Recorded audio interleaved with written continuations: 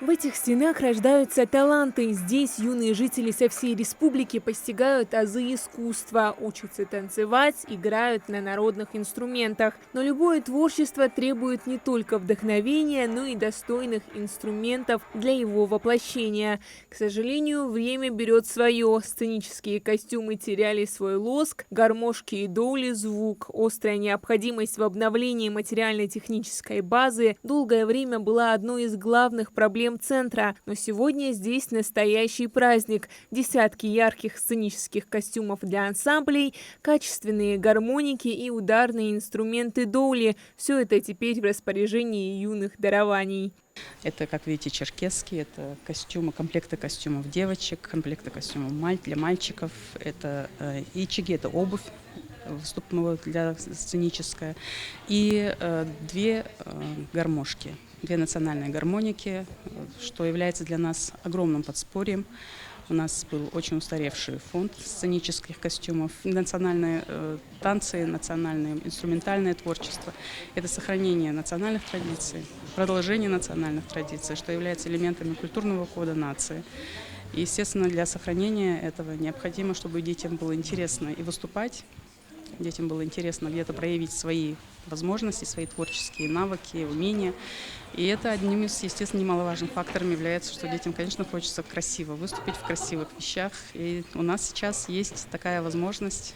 Комплектами костюмов, сшитыми специально под каждого начинающего артиста, обеспечены средний и старший составы танцевальных коллективов.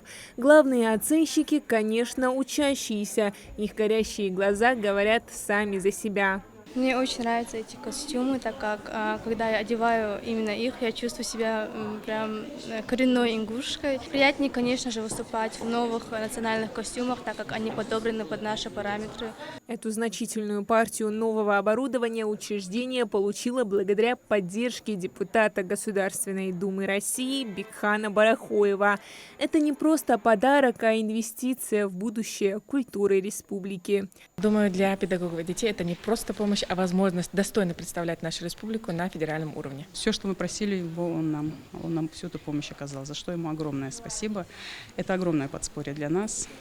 Мы сможем радовать и наших детей, наших родителей, наших жителей республики выступлениями. Народный артист Ингушетии Адам Дасхоев – выпускник этого центра. Сейчас здесь учатся его дети. Он лучше всех понимает, как это важно иметь качественное оснащение. Если ты выходишь на большие фестивали, тебе хочется соответствовать что по одежде, что по музыке, по фонограмме, что по звучанию гармошек, тоже доуля.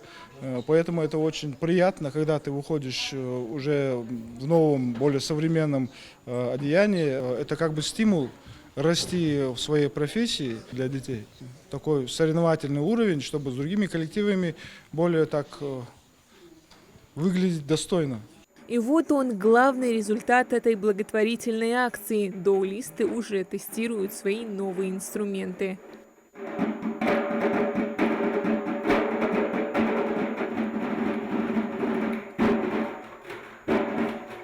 Я хожу сюда на доулисты 7 лет. Я пришел сюда за своими братьями. У нас это уже семейное. Сегодня нам принесли доули. Нам будет намного легче после этого. Счастливые глаза детей, их радость от творчества и уверенность в своих силах.